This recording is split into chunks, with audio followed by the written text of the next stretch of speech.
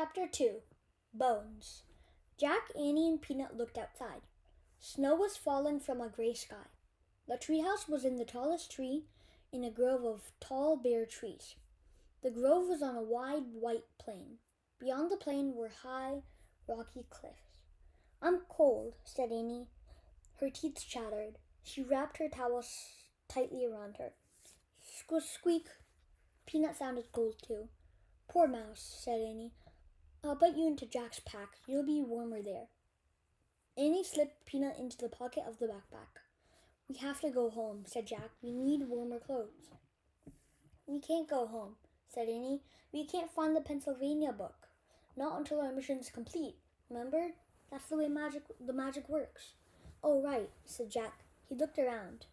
There was no sign of the Pennsylvania book that always took them home. Annie peered out of the window again. "Where are we, anyway?" she asked. "I'll find out," said Jack. He picked up the open book and read the title on the cover.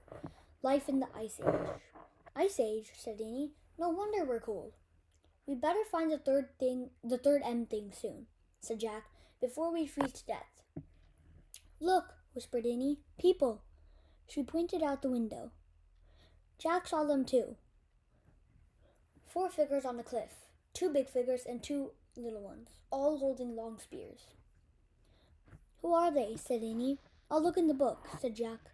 He found a picture of some people. He read the caption to Annie. "Early modern humans were called Cro-Magnons. During the late Ice Age in Europe, they sometimes lived in caves beneath cliffs." "Why are they carrying spears?" said Annie. Jack turned the page. He found another picture of the Cro-Magnons. He read aloud. "The Cro-Magnon family often hunted together. They covered deep pits with branches. Then they drove reindeer and mammoths into the traps." "Oh, trapping the animals. That's sad," said Annie. "No, it's not," said Jack. "They couldn't live without hunting. They didn't have supermarkets, you know." They watched the family disappear over the other side of the cliff. "Come on, I'm freezing," said Jack. "Let's hurry and find the M thing while the Cro-Magnons are hunting." "But I want to meet them," said Annie. "Forget it," said Jack. "They don't have books that tell them about us. They'll think we're some enemy and hurl their spears." "Yikes," said Annie. Jack put his book away. Squeak! Peanuts peeked out of the backpack. "Stay in there," said Annie. Jack pulled on his pack and started down the rope ladder. Annie followed. On the icy ground they huddled together. The wind was biting. Jack put his towel over his head. Snow blew against his glasses. "Hey, Jack," said Annie, "look at me." Annie had put on her swimming goggles. "Now I can see," she said. "Good thinking," said Jack. "Now cover your head with your towel. Most of your body heat is lost through your head." Annie wrapped her towel around her head. "We should find a cave or someplace warmer," said Jack. "I bet there are caves in those cliffs," said Annie. She and Jack started across the white plain. The snow wasn't deep yet, but the wind was blowing hard. "I told you," Annie pointed to an opening in the rocks. "A cave." They ran to it. "Careful," said Jack. They stepped carefully into the shadowy cave. It was only slightly warmer inside, but at least the wind wasn't blowing.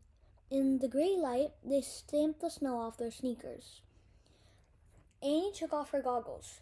"It smells in here," said Jack. "Yeah, like a wet dog," said Annie. "Let me see what I can find out," said Jack. He pulled out the Ice Age book. "I'll look around," said Annie. "Maybe the M thing is in here. Then we can go home and get warm." Jack stood by the entrance so he could read the book. This cave is filled with sticks," Annie said. "What?" said Jack. He didn't look up from the book. "No, wait, I think they're bones," said Annie. "Bones?" echoed Jack. "Yeah, lots of them back here, all over the floor." Jack turned the pages of his book. He found a picture of a cave filled with bones. I hear something," said Annie. Jack read the writing below the picture of the cave. It said, "The great cave bears of the Ice Age were over 8 feet tall. These bears were larger and fiercer than today's grizzlies. Their caves were filled with the bones of their ancestors." "Annie," whispered Jack, "get back here now.